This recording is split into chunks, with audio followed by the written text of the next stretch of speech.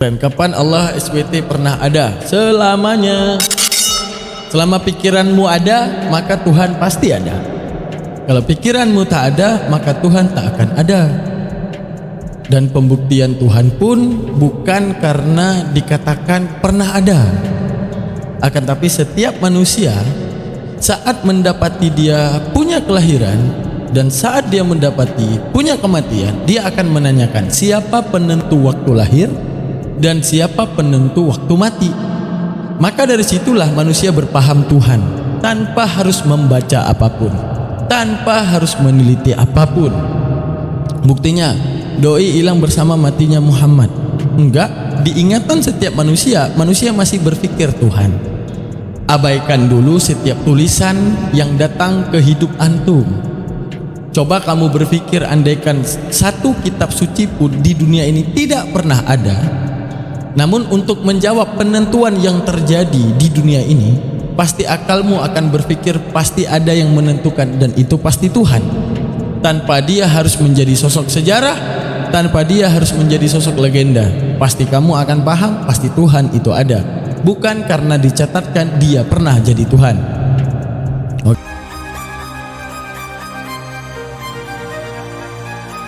Oke.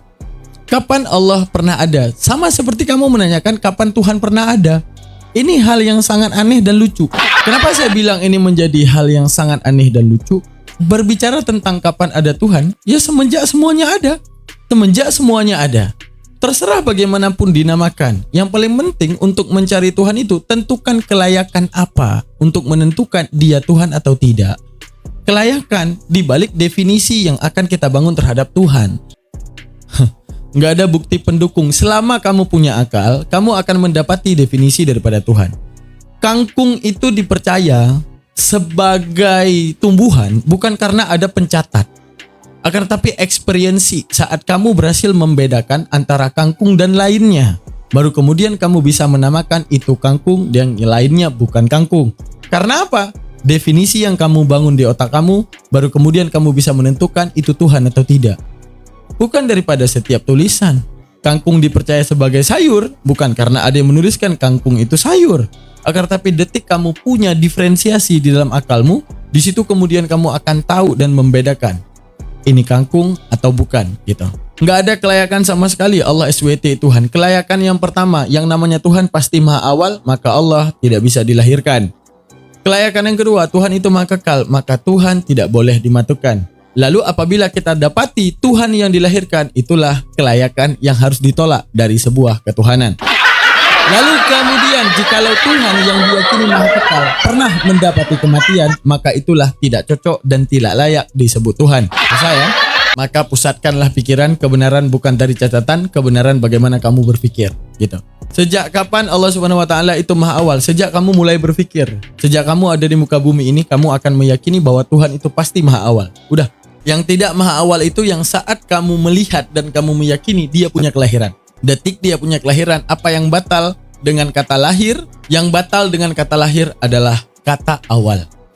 Yang namanya mengawali itu tidak pernah. Yang namanya menjadi pusat ataupun sebab daripada segala keawalan, pasti otakmu akan menangkap dia tidak akan pernah bisa diawali. Sama seperti kamu menangkap benda yang di kiri, maka kamu pasti tahu itu bukan kanan. Lalu pada satu waktu kamu akan mengatakan, ya dia bisa kiri dan kanan. Tidak bisa. Pada satu waktu jikalau tata letaknya adalah kiri, maka bukanlah kanan. Maka saat satu waktu tata letaknya kanan, maka bukanlah kiri. Sama seperti Tuhan. Kalau kamu yakini Tuhan itu kuat, tolak segala definisi Tuhan itu lemah. Kalau kamu yakini Tuhan itu maha awal, tolak segala definisi Tuhan itu dilahirkan. Kalau kamu yakin Tuhan itu kekal, maka tolak semua definisi Tuhan itu mati. Itulah cara yang layak manusia untuk berpikir.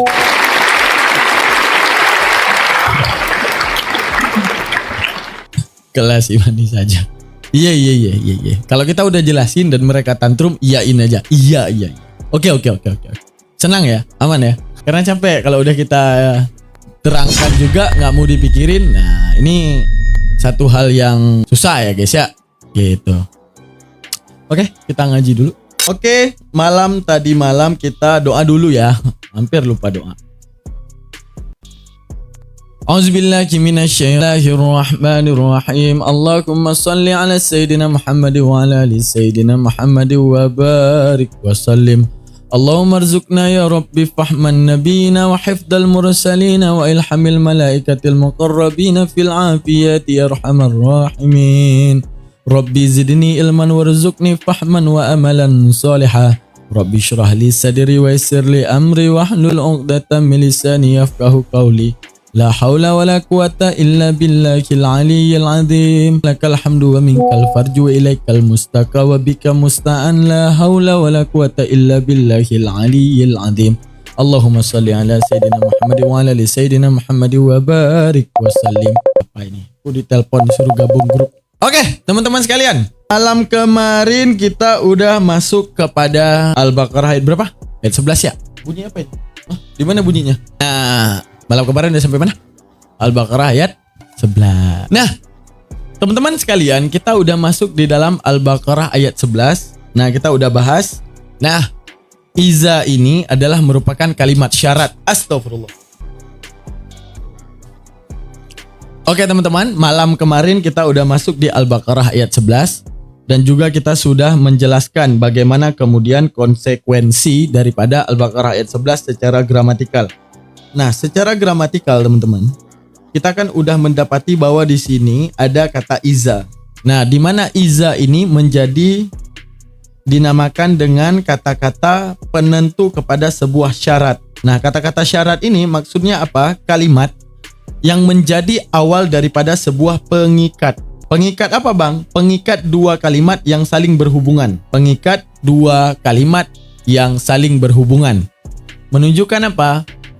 Di dalam bahasa kita itu disebut jika. Dalam bahasa Inggris disebut if. Nah, artinya kalimat itu ada kalimat mutlak. Apa kalimat mutlak? Ataupun sifatnya info tanpa harus terikat apabila tidak ada kalimat yang mengikuti kalimat syarat. Maksudnya gimana? Info itu bisa dipahami dengan disampaikan rumah itu kebakar. Cukup. Dengan satu kalimat sudah menjadi info yang akurat. Apa info yang akurat? Ya udah, ada info bahwa rumah itu sedang kebakaran. Yang kedua, ada kalimat yang namanya kalimat syarat, di mana esensi daripada kalimat syarat itu adalah kalimat yang saling mengikat dan pasti kejadian. Misalnya saya bilang, apabila saya mencukur rambut, saya pasti botak. Nah, artinya kalau kalimat pertama diberlakukan, kalimat kedua pasti terjadi. Dan kemungkinan terjadi kalimat kedua karena ada kalimat pertama. Itu dinamakan dengan kalimat syarat. Apa itu kalimat syarat? Kalimat yang saling mengikat. Dan kalimat syarat tidak boleh berdiri sendiri. Arti berdiri sendiri, saya ngomong, apabila aku mati. Udah, nggak ada lanjutan. Nah, kalau saya ngomong apabila aku mati, teman-teman. Kalau aku bilang ya, teman-teman. Apabila aku mati, udah sampai situ. Kira-kira itu menjadi info nggak? Tetap tidak akan pernah menjadi info. Kenapa tidak menjadi info? Kalimatnya putus. Belum ada kalimat yang mengikat kalimat pertama. Nah, itu fungsi kalau disebutkan dengan kata apabila. Dan syarat kata apabila, syarat kata-kata syarat itu saling mengikat dan kejadiannya wajib berlaku dua-duanya. Saya bilang, apabila saya mencukur, saya botak. Nah, ini nggak bisa botak aja tanpa cukur, ataupun cukur aja tanpa botak. Paham ya? Nah, ini yang dinamakan dengan syarat muqayyad. Seperti saya bilang, apabila matahari keluar, maka keringlah pakaian. Maka keringlah pakaian karena matahari keluar.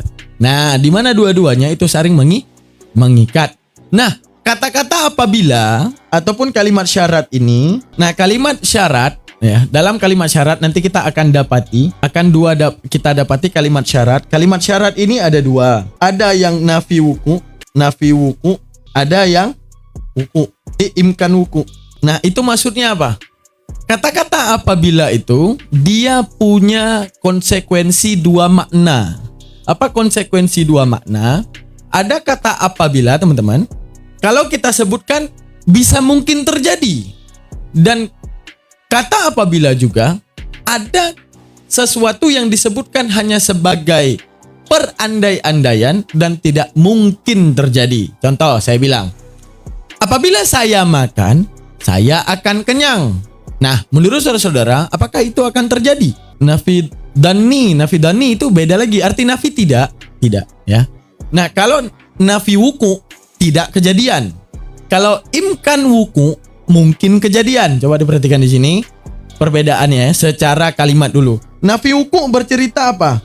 Sesuatu yang nggak mungkin akan kejadian. Oke. Yang kedua ada imkan wuku, mungkin bisa terjadi. Nah, oke.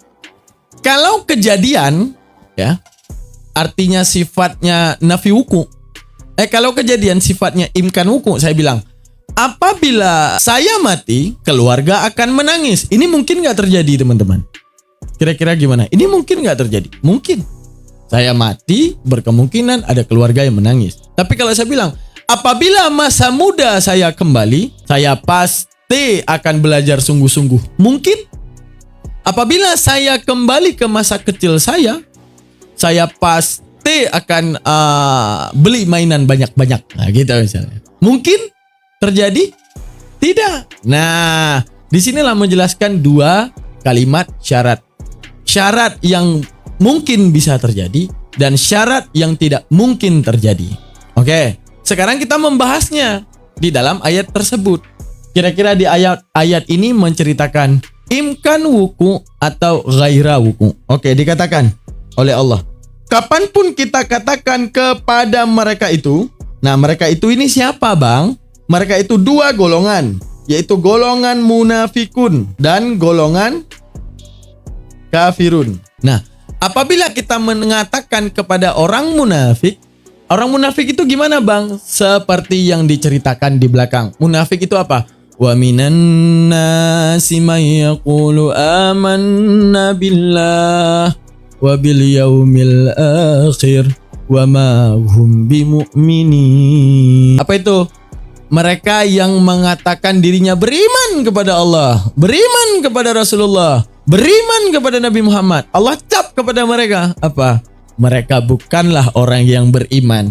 Artinya syarat iman itu bukan hanya perkataan. Mengatakan percaya Rasulullah, mengatakan percaya Nabi Muhammad, percaya Allah, percaya hari kiamat, percaya malaikat, dan percaya semuanya. Akan tetapi perlakuan yang mereka lakukan, mereka bilang percaya Allah, tapi mereka khianati bahwa Allah itu yang mengatur hidup mereka. Mereka mengatakan percaya Rasulullah, tapi mereka mengabaikan segala dalil-dalil yang diwartakan oleh Rasulullah. Mereka percaya terhadap malaikat, tapi mereka tidak takut terhadap malaikat pencabut nyawa, seakan-akan hidup selamanya dan mereka kufur di dalam bumi ini. Mereka percaya terhadap neraka, mereka percaya terhadap neraka dan segala yang gaib, tapi mereka hidup tidak pernah mengingat Tuhan, mengingat penyesalan dirinya, hingga seakan-akan mereka itu bisa hidup selamanya dan neraka itu tidak pernah ada. Apa yang Allah katakan kepada mereka? Wah, itu bukanlah orang yang beriman, sekalipun di mulutnya Allah, sekalipun di mulutnya Rasulullah, sekalipun di mulutnya itu mereka mengatakan mereka itu adalah orang Muslim. Nah, itu. Lalu kemudian dikatakan di ayat selanjutnya, wa idza qila. Nah, kepada orang munafik ini dan kepada orang kafir ini potensinya dua. Apa potensinya dua? Apabila di dalam ayat 11 kalimat syarat dipaparkan dengan kalimat syarat. Bagaimana kalimat syarat tadi? Kalimat yang saling mengikat. Kalau yang pertama disebutkan, yang kedua wajib terjadi. Kalau yang kedua terjadi, yang pertama itu wajib ada. Itu kalimat pengikat. Sampai di sini paham? Sampai di sini paham arti kalimat syarat? Baru kita masuk ke penjelasan ayatnya. Gimana? Paham?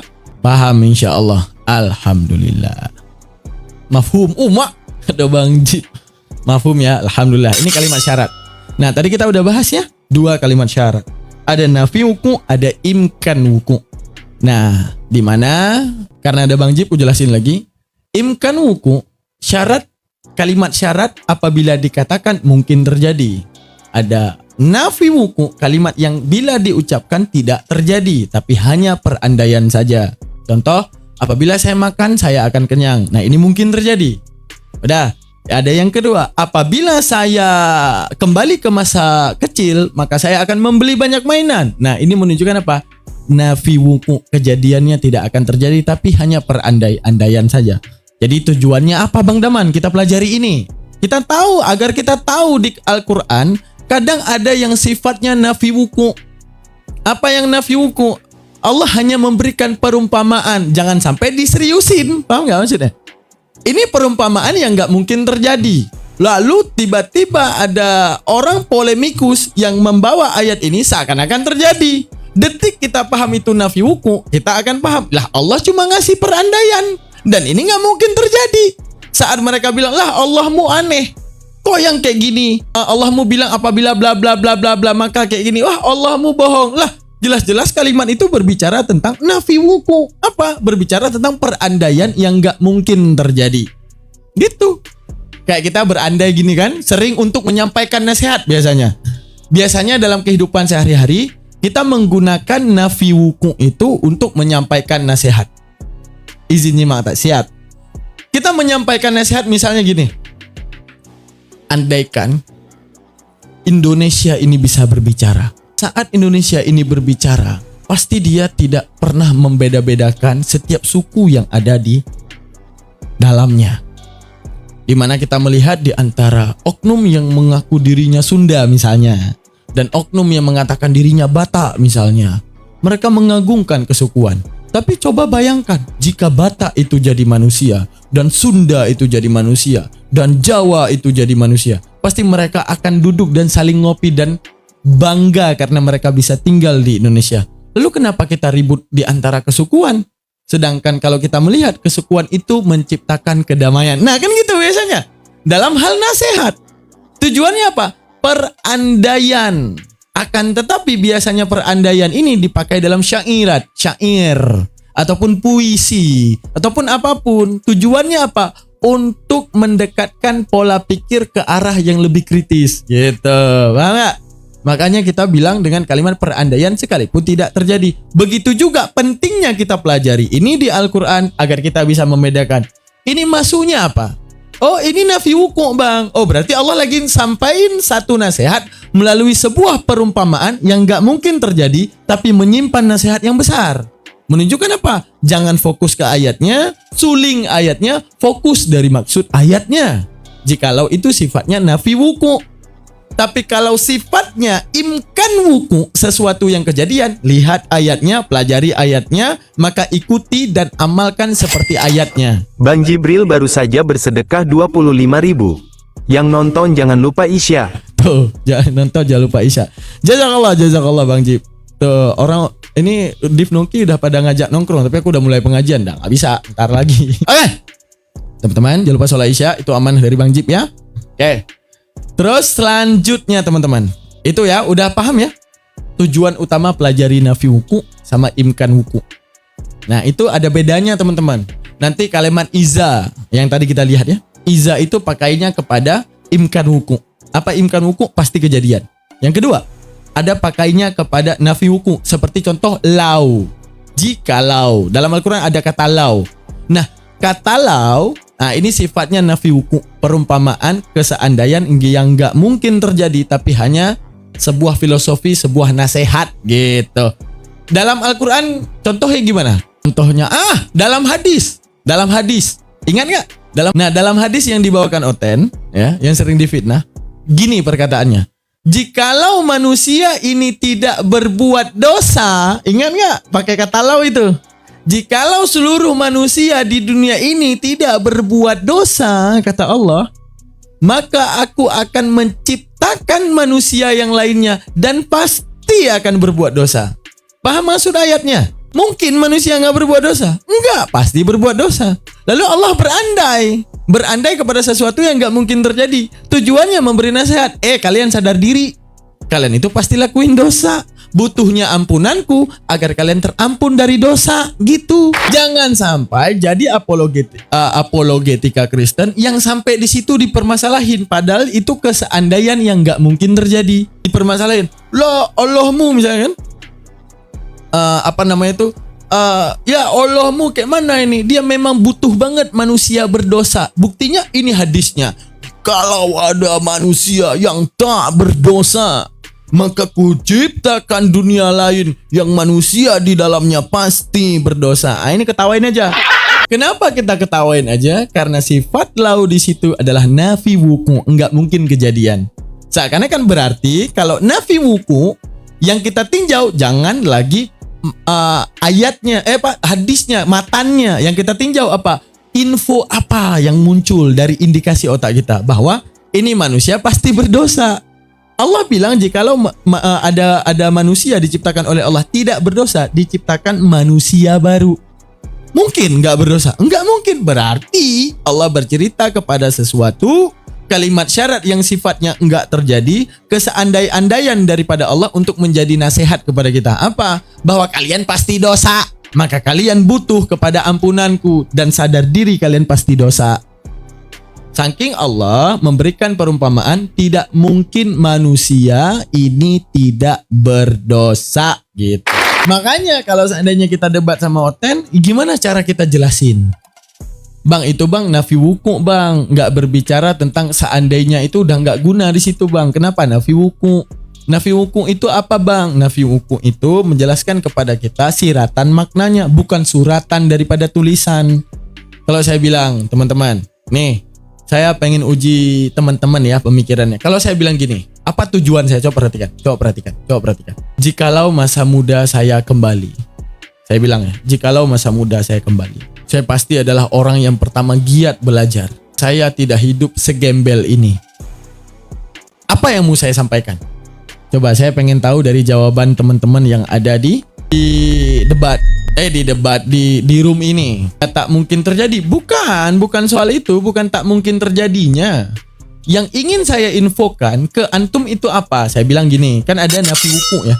Nafi wuku itu tidak penyesalan. Mantap Bang Bukti. Nah, nih jawabannya dari Bang Bukti. Penyesalan. Dah, nafi wuku itu bukan lagi bercerita tentang kalimat dasar ataupun kalimat tersurat, tapi siratan maknanya. Itu yang diceritakan oleh nafi wuku. Ingin perubahan diri, benar Bang Syam, tepuk tangan. Benar. Itu fungsinya kita pelajari nafi wuku. Ingat, kalau imkan wuku ini berbicara suratan tulisan. Ke arah mana? Saya ngomong gini, saya tulis ya, suratan tulisan. Apabila matahari keluar, oke, maka pakaian saya akan kering. Nah, ini infonya apa? Ya benar. Kalau matahari keluar, nanti pakaian saya pasti kering. Ini namanya imkan wuku. Jadi suratannya yang dipelajari. Oke?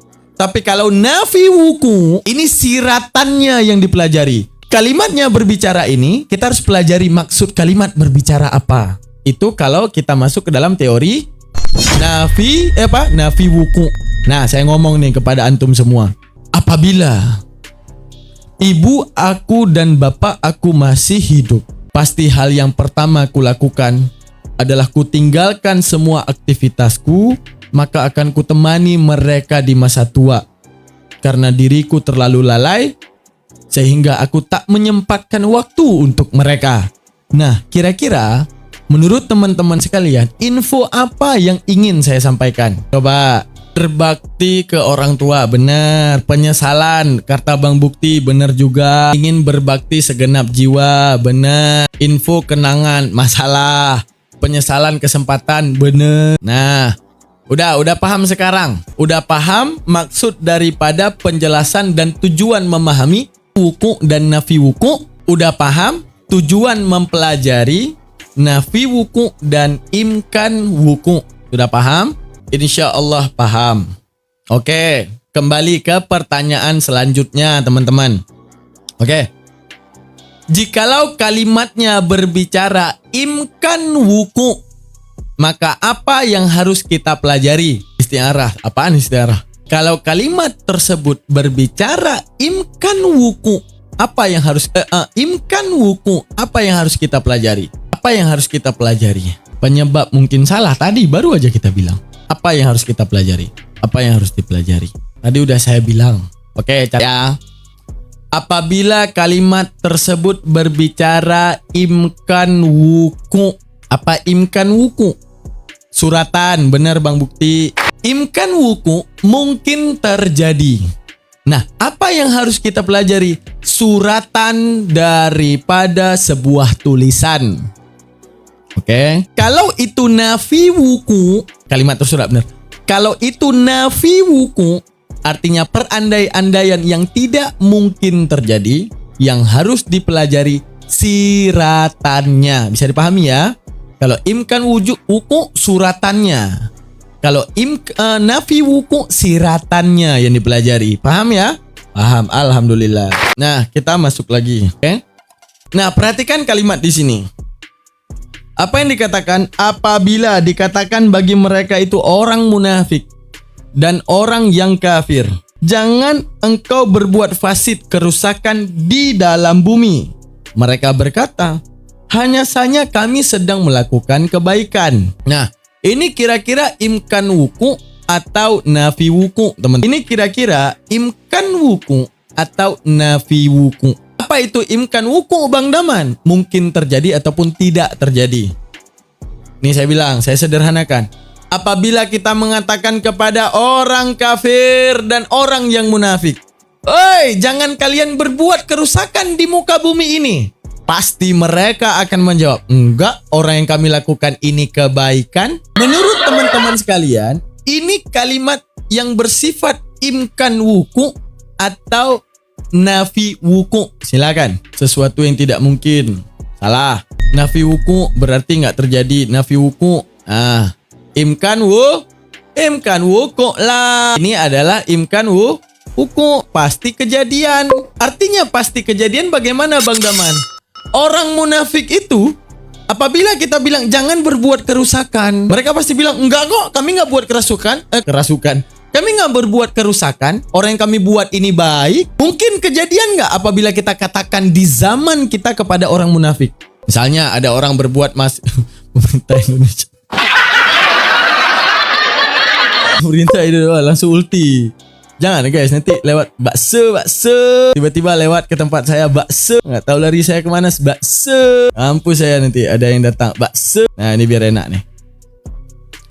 Ya, udah paham? Nah, kalau kita berbicara wahai manusia, engkau katakan mengimani Allah. Benar.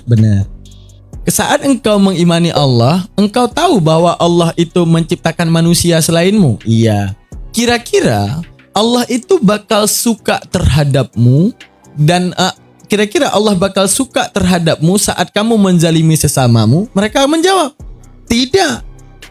Makanya jangan berbuat kerusakan. Pasti mereka akan menjawab, enggak, yang kami lakukan ini udah sesuai seperti ini dan seperti ini. Yang kami lakukan ini udah seperti ini. Ini pasti baik. Nah, ini itu apabila orang munafik.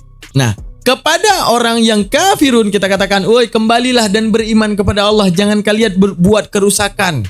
Dengan kalian mengatakan diri kalian sudah pasti surga, sudah ditebus dan dosa kalian itu telah diampuni hingga kalian mampu berbuat seenaknya." Tidak ada satu orang manusia pun yang bisa berbuat seenaknya tanpa harus mempertanggungjawabkan, jangan berbuat kerusakan.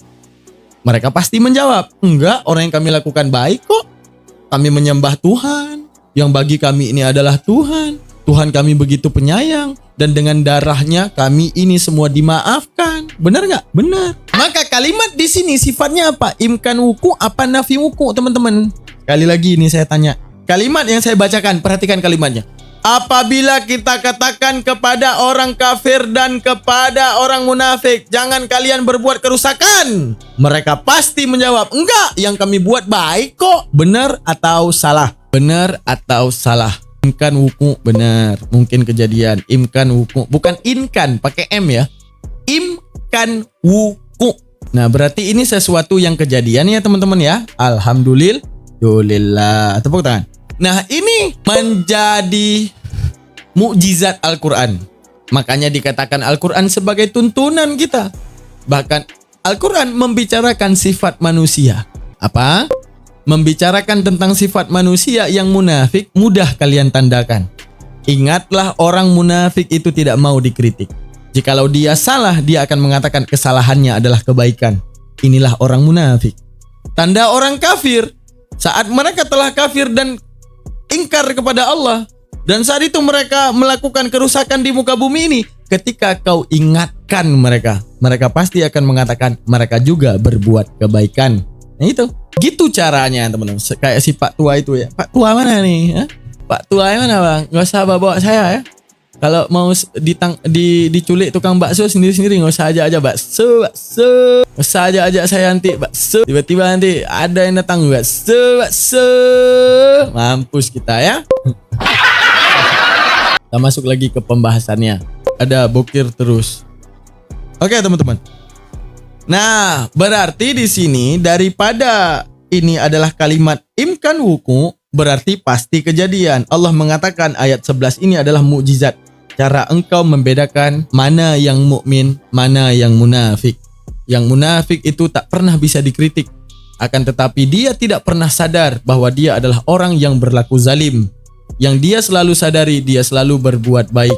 Tidak pernah dia itu berbuat buruk. Itulah orang munafik. Oke, kita lanjutkan ke ayat selanjutnya. Di ayat selanjutnya, Allah menjawab. Apa yang Allah jawab? La innahum humul mufsiduna walakin la yash'urun. Apa yang Allah jawab? Ingatlah, sesungguhnya merekalah yang berbuat kerusakan, tetapi mereka tidak menyadarinya. Oke, untuk malam hari ini ingat dulu ya, yang tadi jangan lupa teorinya teman-teman. Catat, biar kita tahu dalam Al-Quran. Ada imkan wuku, ada nafi wuku. Kalau itu kalimat berupa apabila, jikalau, dan jika. Ingat ya, imkan wuku dan nafi wuku. Ingat ya, catat kalau bisa. Kalau enggak nanti nonton ulang di YouTube saya. Ngaji kala asa. Nah, nonton ulang, catat ulang. Ya, imkan wuku dan nafi wuku. Oke, kita lanjutkan penjelasannya. Nah, di sini ada yang namanya hamzah. Apa itu hamzah ingkari? Perhatikan, di sini ada yang namanya hamzah ingkari, teman-teman. Apa itu hamzah ingkari? Adalah pertanyaan yang tidak butuh tidak jawab. Tapi ini pertanyaan untuk penegasan. Oke? Paham maksudnya? Dalam hidup kita, pertanyaan itu dalam sistemasi bahasa ya. Pertanyaan itu punya dua potensi, teman-teman. Apa pertanyaan punya dua potensi? Pertanyaan itu punya dua kegunaan. Ada pertanyaan untuk dijawab. Apa? Contoh, apakah kamu mencontek? Perlukah itu jawabannya? Saya tanya, apakah kamu mencontek? Nah, inikah pertanyaan yang butuh jawaban? Coba. Butuh jawaban. Oke. Berarti ini kalimat yang butuh jawaban ya. Oke. Yang kedua, apakah kamu mengira kalau kamu mencontek kamu akan jadi orang pintar? Nah, apakah ini kalimat yang butuh? Apakah kamu mengira dengan kamu mencontek kamu adalah orang yang pintar? Hah? Kamu nggak tahu kalau apa yang kamu lakukan itu adalah curang. Butuh kayaknya nggak ada. Nggak butuh. Kita biasanya mengeluarkan kalimat tersebut untuk menasehati orang. Dan orang itu pasti terdiam gitu. Karena apa? Takut. Kita punya anak. Nak, apakah kamu mengira kalau kamu keluar dari rumah nggak pulang-pulang ibu nggak khawatir? Ibu khawatir tahu. Paham? Paham maksud di sini? Nah, ada dua konsekuensi bertanya. Ada yang namanya bertanya untuk dijawab, namanya istifham. Yang kedua, ada yang namanya ingkari. Apa itu istifham? Bertanya. Ada yang kedua, ingkari. Bertanya untuk menegaskan. Nah, seperti di ayat ini. Di ayat ini sifatnya adalah ingkari. Apa yang ditanyakan?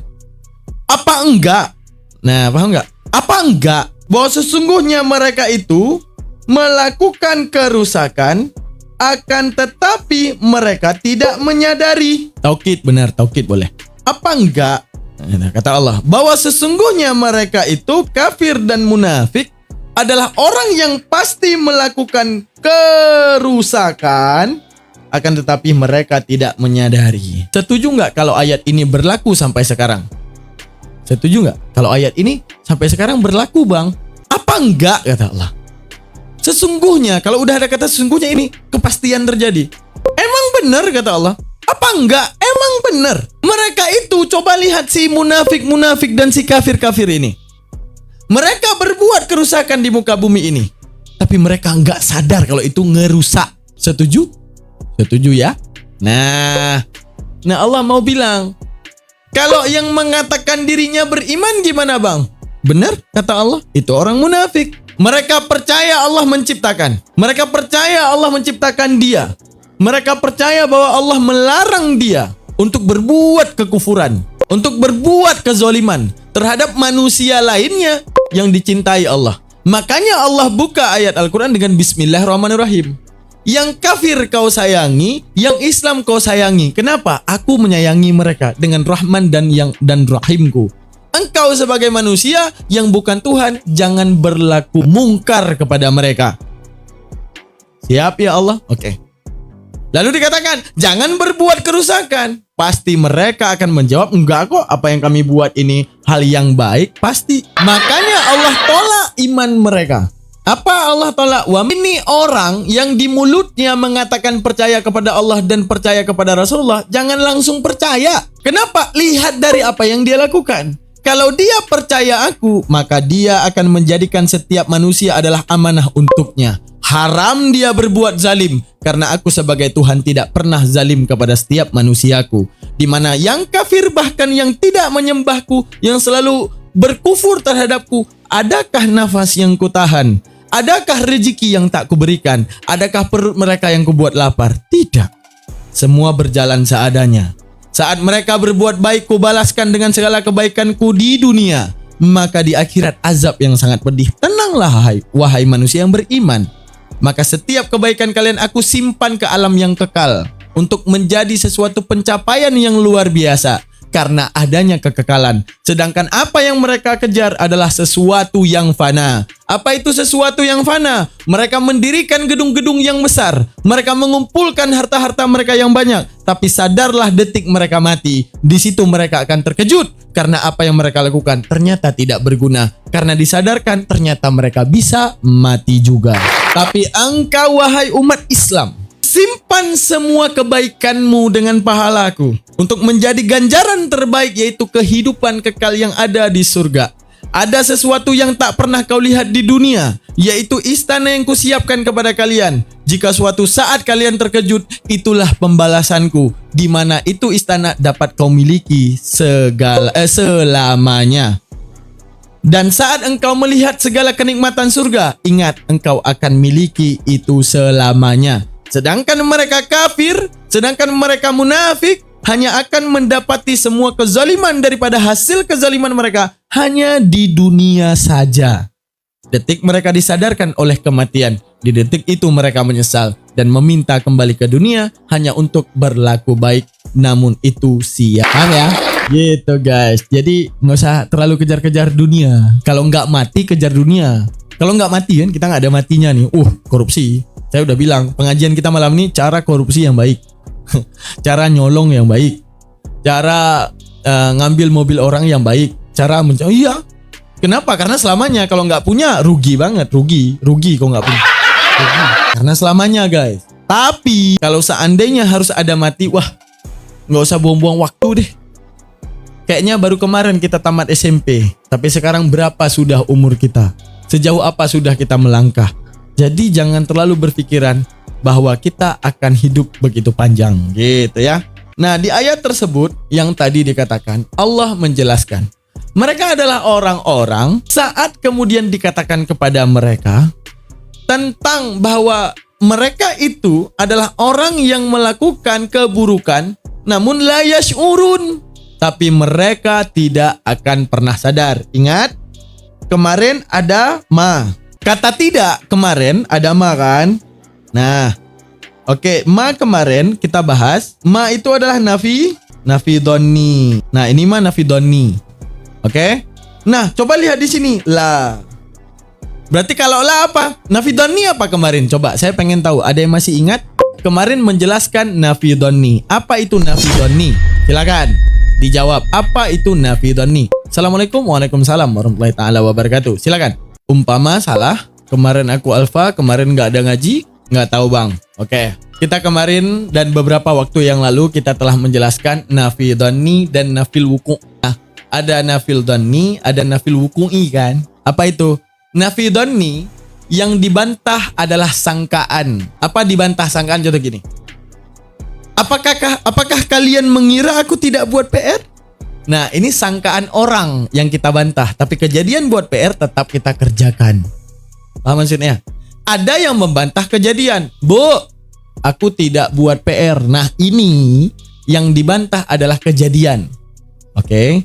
Ada yang membantah prasangka saja. Dinamakan dengan nafi dhanni. Oke. Coba kita perhatikan di ayat ini. Nah, di ayat ini, kalau di sini ditulis dengan ma, oke, kalau bukan la, maka nafi dhanni. Hanya sangkaan.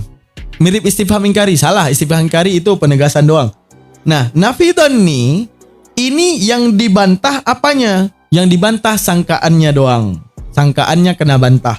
Nah, kalau la, apa yang dibantah? Kejadiannya nggak pernah terjadi. Paham ya? Majas mursal, tidak, nggak masuk majas mursal nih. Nah, ingat, kalau nafil wuku'i, kejadiannya nggak pernah terjadi. Kayak contoh gini. Aku tidak makan nasi. Benar kejadian makan nasi ya enggak. Ya, saat kita memberitahukan. Tapi kalau bilang kalian kira aku tidak makan. Nah, ini adalah kalimat yang membantah sangkaan. Kejadiannya berarti kita makan. Contoh gini, kamu kira ibu guru tidak tahu kalau kamu tawuran. Ini menunjukkan apa? Sangkaan kepada tidak tahu dibantah, tawurannya terjadi. Paham? Kalau dikatakan aku tidak tawuran, ini emang tawurannya nggak kejadian. Tapi kalau aku bilang kalian kira aku tawuran.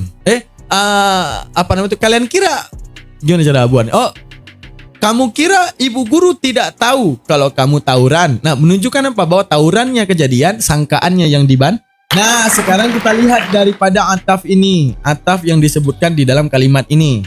Nah, di sini ada ataf, ada kalimat bantahan pakai la. Nah, la ini adalah kata tidak yang membantah kejadian.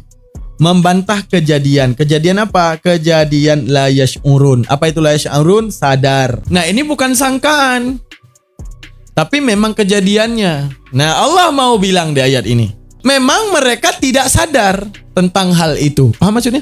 Bukan yang dibantah ke kita, kalian sangka mereka sadar. Bukan.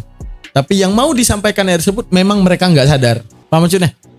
Paham perbedaannya? Paham. Alhamdulillah. Nah, jadi kesimpulan ayatnya mau bilang, apa enggak? Kata Allah. Ini kesimpulan ayat itu. Apa enggak? Mereka itu memang orang yang berbuat kerusakan. Siapa? Si munafikun yang mengatakan takut kepadaku, tapi dia berbuat zalim antar sesamanya. Si kafirun yang tidak menyembahku, akan tetapi mereka justru berbuat dosa di muka bumi ini dan melegalkan segala cara. Dan mereka tidak sadar. Kata tidak sadar ini bukan bantah sangkaan kita doang. Mereka sadar apa enggak ya? Bukan. Tapi yang dibantah memang kejadian sadarnya tidak akan pernah berlaku kepada mereka. Selama mereka tidak keluar daripada kekafiran, selama mereka tidak keluar daripada kemunafikan. Gimana? Sudah paham maksud ayat ini? Biar kita lanjut ke ayat selanjutnya. Penafian la yash'urun. Benar. Ngapain kalian tanggapi? Aku tanya udah paham, biar kita masuk ke ayat selanjutnya. Kan tadi baru aja kita ngaji bahwa mereka, apabila diucapkan kepada mereka, jangan kalian berbuat kerusakan di muka bumi ini, jangan menzolimi antar sesama kalian. Mereka bilang mereka berbuat kebaikan. Kata Allah, apa enggak? Mereka emang selalu akan berbuat keburukan. Mereka akan selalu tidak pernah bisa menempatkan sesuatu pada tempatnya. Mana pengajian, mana debat, mana enggak. Mereka akan selalu kocar kacir dan kepanasan.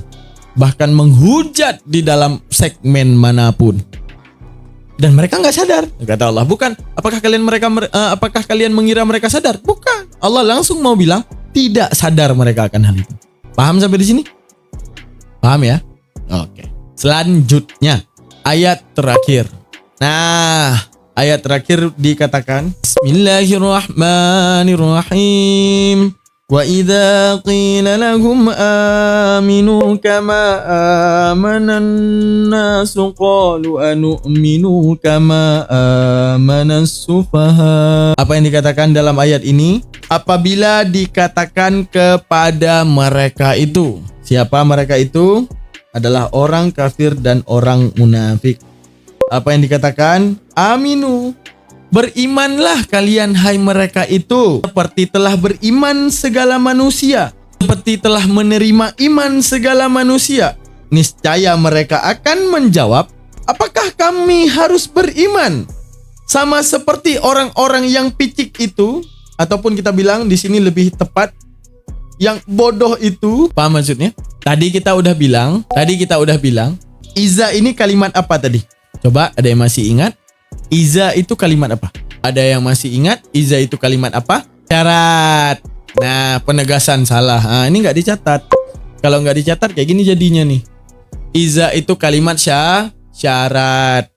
Nah, kalau kalimat syarat ini adalah kalimat yang dua-duanya berlaku ataupun salah satunya berlaku. Tetap berlaku. Saya tanya, berlakunya satu saja atau berlaku dua-duanya?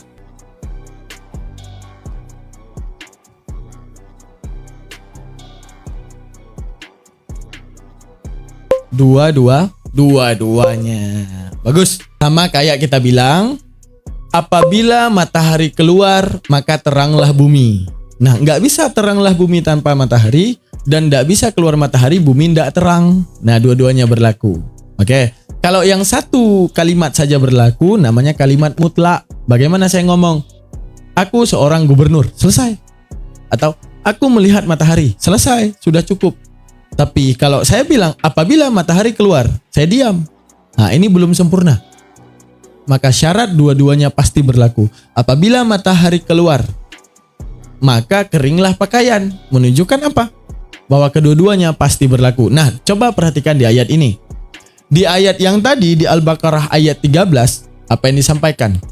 Di Al-Baqarah ayat 13 disampaikan, apabila kita katakan kepada mereka itu orang kafir, berimanlah kalian hai mereka itu, seperti orang-orang yang telah menerima iman. Maka pasti mereka akan menjawab, apakah kami harus beriman sama seperti orang-orang bodoh itu? Ini salah satunya berlaku apa dua-duanya berlaku?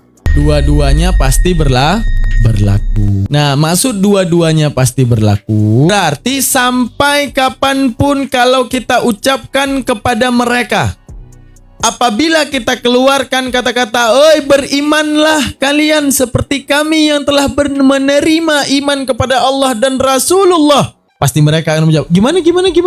Apakah kami harus beriman kepada orang yang bodoh itu? Terjadi?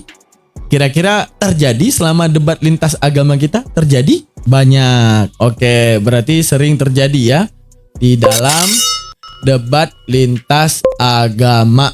Terjadi kan? Terus, apa jawaban Allah? Kata Allah, apabila kita katakan kepada mereka, berimanlah kalian seperti orang-orang yang telah menerima iman, mereka pasti menjawab. Mereka akan menjawab, apakah kami harus beriman sama seperti orang-orang bodoh itu? Nah, ini imkan wuku atau nafi wuku apabilanya. Kalimat apabilanya ini imkan wuku ataupun nafi wuku. Coba.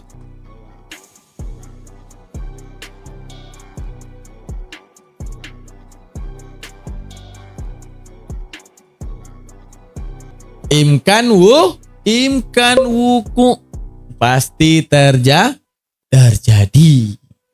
Dan sekarang dalam debat lintas agama, woi pakai pikiran, kembalilah kepada iman yang benar. Layaknya orang-orang yang telah beriman. Mereka bilang, woi kadrun, kalian itu mau aja ditipu sama si Muhammad. Bener gak? Ada kira-kira yang ditipu oleh Al-Quran? Tidak ada. Apa yang Al-Quran ceritakan itu pasti kejadian, terjadi. Kalau kita ajak mereka beriman, dengan bodoh mereka akan menjawab, ngapain kalian ikuti si Muhammad itu? Benar gak? Sampai sekarang terjadi. Sehingga apa jawaban daripada ayat ini? Jawaban daripada ayat ini, apa enggak lagi? Apa enggak? Bahwa sesungguhnya mereka itulah orang-orang bodoh itu. Sufaha, arti sufaha artinya kosong guys. Nah, akan tetapi mereka tidak tahu. Mereka lah orang-orang bodoh itu, akan tetapi mereka tidak tahu. Pertanyaan saya, di dalam debat lintas agama, perhatikan, benar-benar kejadian Oten, benar. Gini, Pernah nggak kalian masuk ke room Oten, mereka bilang, ini Uclim ini kenapa? Ayat Al-Quran padahal udah ngomong gini, mereka masih nggak percaya loh. Bodoh kali. Paham maksudnya?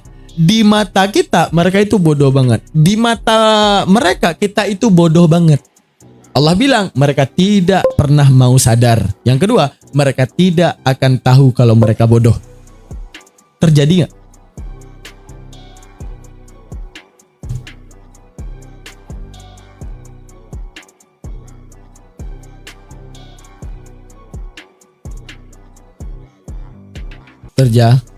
Terjadi. Tepuk tangan buat Al-Quran. Karena kalau kita standarkan kata tahu dan kata benar itu beda. Tahu, itu kata tahu ini berbicara tentang bagaimana sistem otak memproduksi informasi. Kalian tahu nggak kalau kipas angin itu bisa ada di atas kelapa? Tahu?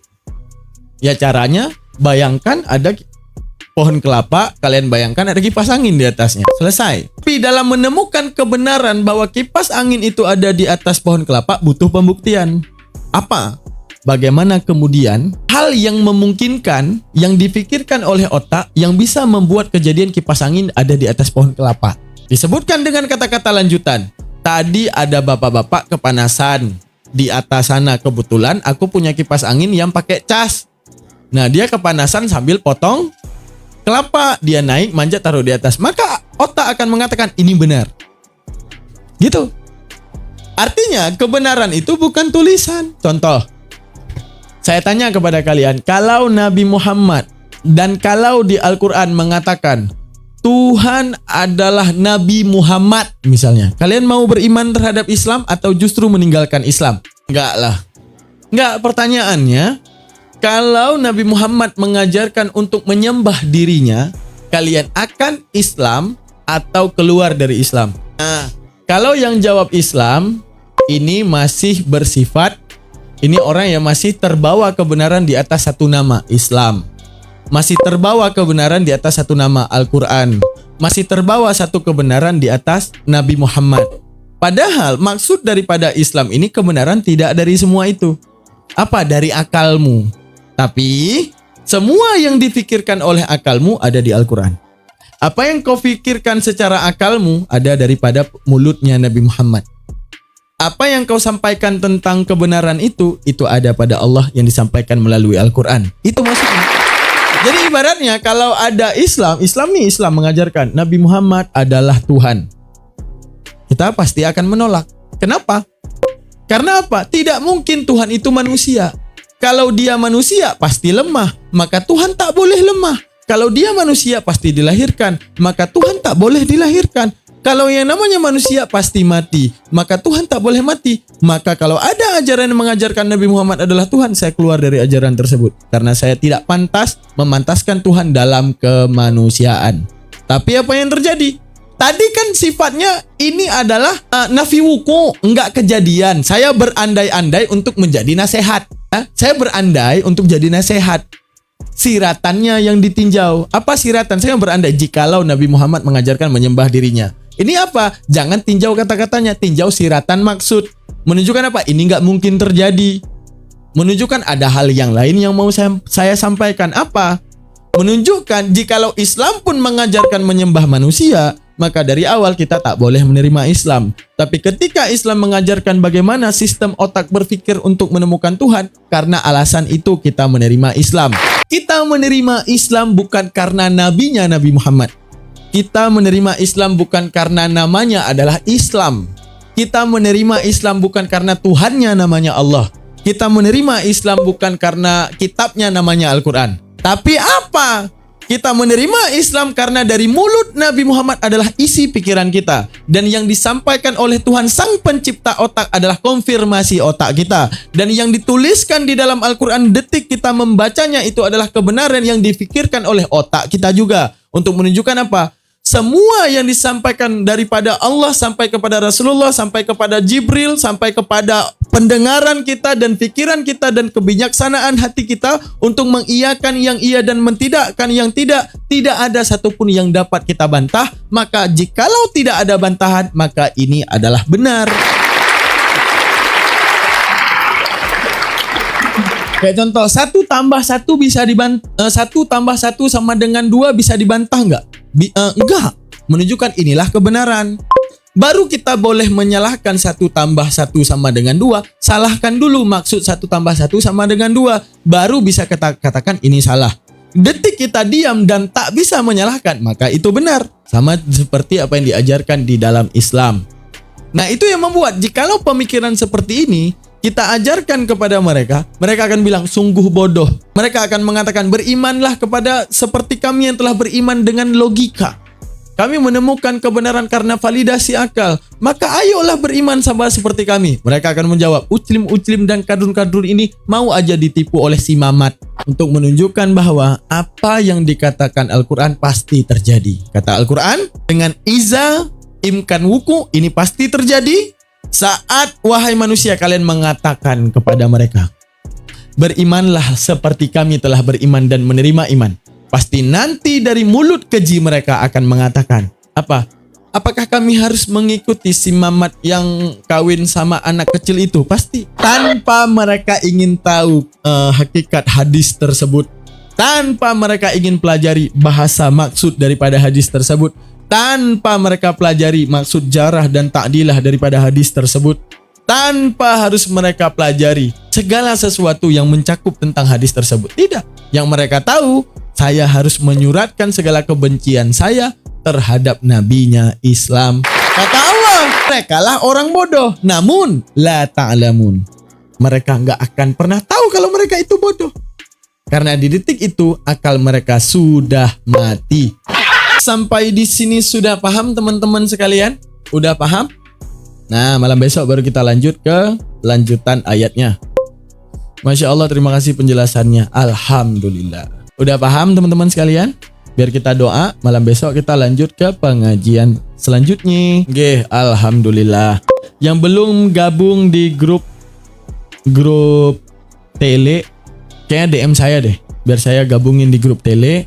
Biar di grup tele itu dapat ini ya, dapat jadwal ngajar ngajinya biar nggak ada yang telat. Dan satu lagi teman-teman, di sini kita belajar, bukan dengar dakwah. Artinya belajar, kalau nggak paham ditanya lagi, maka dicatat. Oh, kalau ada catatan yang terlewat, tanya lagi. Kan tujuannya belajar. Kalau mau dengar dakwah, buka YouTube. Nggak usah dengar Bang Daman, dengar Ustadz Somad, enak. Dengar Ustadz Adi Hidayat, enak. Dengar Ustadz Nuruddin, enak. Dengar aja. Kalau mau dengar dakwah, tapi di sini adalah belajar. Arti belajar, sungguh sangat bodoh kita masuk ke room ini, tapi tidak tahu apa-apa.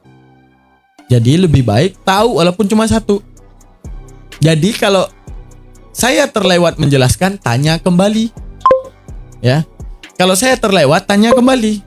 Tanya kembali, gimana Bang maksud tadi? Misalnya gini, saya udah bilang imkan wuku, nafi wuku. Tanya. Bang, bentar Bang, coba ulang. Nafi wuku, imkan wuku itu apa tadi? Jelasin lagi, catat. Nah, kan gitu. Kalau ada yang terlewat tadi masalah istifham ingkari, apa Bang? Ya. Gitu.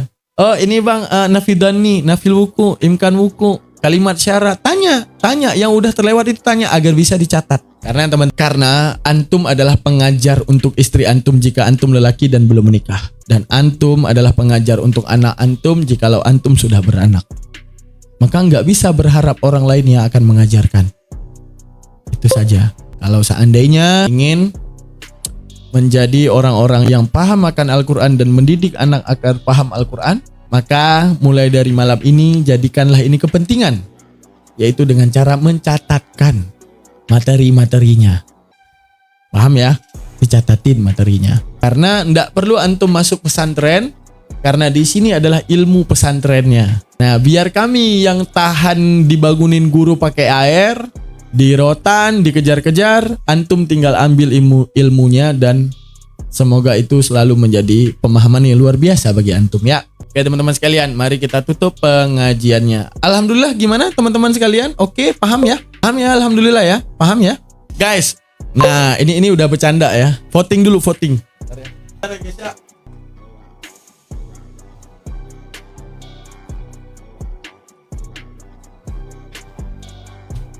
Syukran, ilmu nggak di rotan nggak masuk Bang. Ya, ini kalau bisa ngerotan udah kurotan satu-satu karena nggak dicatat. Mau orang tua kek nggak peduli. Misalnya Bang Bima nggak catat, kurotan nih, ketak gini. Karena ini ilmu penting. Siapa yang mau ngajarin anak antum nanti? Berharap Bang Daman akan ngajarin? Nggak bisa. Kita beda kota, beda negara. Antum yang akan mengajari anak antum agar terdidik jiwanya untuk kepentingan Al-Quran. Voting dulu. Bagus. Gini guys. Bagus kacamata ini atau yang ini? Sama apa beda ya? Mana yang bagus ya? Nih. Atau yang ini? Kita nggak punya bini. Kalau ada bini kita tinggal tanya ke bini kan. Ini bagus yang mana? Yang kedua. Yang ini. Yang ini. Sama yang ini. Yang ini. Iya kah? Oh yang ini ya. Yang ini lebih bagus ya. Oh nanti ganti kacanya lah. Wah berarti aku nyesal nih. Padahal ini yang baru. Wah aku menyesal nih. Wah tolong aku menyesal. Ya udahlah. Yang ini nanti aku ganti kacanya dulu ya. Berarti yang ini bagus ya frame-nya ya. Tinggal ganti kaca aja ya. Oke. Bagus semua. Oke. Udah yuk tutup dulu yuk. Doa dulu yuk. Oke udah ya selesai ya. Oke angkat tangannya. A'udzubillahi minasyaitonirrajim. Bismillahirrahmanirrahim. Allahumma salli ala sayyidina Muhammad wa ala ali sayyidina Muhammad wa barik wa sallim. Allahumma arzuqna ya Rabbi fahman nabiyina wa hifdal mursalina wa ilhamil malaikatil muqarrabina fil afiyati arhamar rahimin.